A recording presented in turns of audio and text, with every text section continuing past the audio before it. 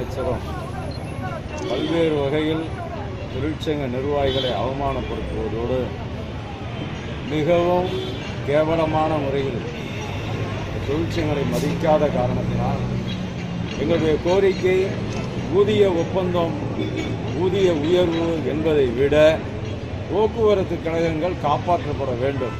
ஏனென்று சொன்னால் 22,500 பேருந்தில் 17,500 பேருந்துகள் கண்டம் நிலையில் இயங்கிக் கொண்டிருக்கிறது. இதன் காரணமாக வருவாய் பாதிப்பு, இதன் காரணமாக ஊதியம் கிடைப்பதில்லை. ஓய்வு பெற்ற 70,000 பேருடைய ஓய்வூதியம் கேள்விக்குறியாகி இருக்கிறது. ஓய்வு பெற்ற 3 ஆண்டுகளாக ஓய்வு பெற்ற ஏறத்தாழ ஒரு 15,000 பேருக்கு கொடுக்க வேண்டிய 3,000 கோடி ரூபாய் எங்கே இருக்கிறது என்று தெரியவில்லை.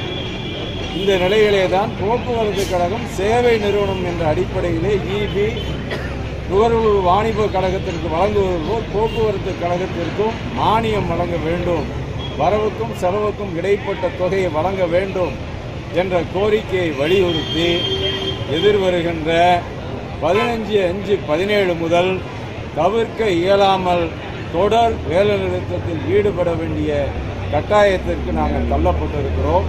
அதை விலக்கிதான் பொதுமக்கள் மத்தியிலும் பயணிகள் மத்தியிலும் எங்களுடைய இந்த கோரிக்கைகளை விலக்கி போக்குவரத்து கழகத்தை காப்பாற்ற வேண்டிய அவசியத்தை விலக்கி பிரச்சார இயக்கம் நடத்துகின்ற ஒரு வழியாகத்தான் இன்றைய தினம் கும்பகோணத்தில் இந்த வாயில் முன்பு அனைத்து தொழிற்சங்க கூட்டமைப்பினுடைய சார்பில் இந்த வேலைநிறுத்த விலக்க வாயில் கூட்டத்தை நடத்தி கொண்டிருக்கிறோம். நைட்டு 1 மணிக்கு 68 டிகிரியில் கோயம்புத்தூர் போது வண்டி போறது யாருன்னா அந்த டிவிஷனல் உள்ள ஏரியா மட்டும். அவர் நிர்வாகத்துக்கு வேலை செய்யறாரா, டிராவல்ஸுக்கு தனியார் டிராவல்ஸுக்கு வேலை செய்யறாரா? இதே போல நிர்வாக சீர்கேடுகள் தான் இந்த கார்பரேஷன் அழியறதுக்கு காரணம்.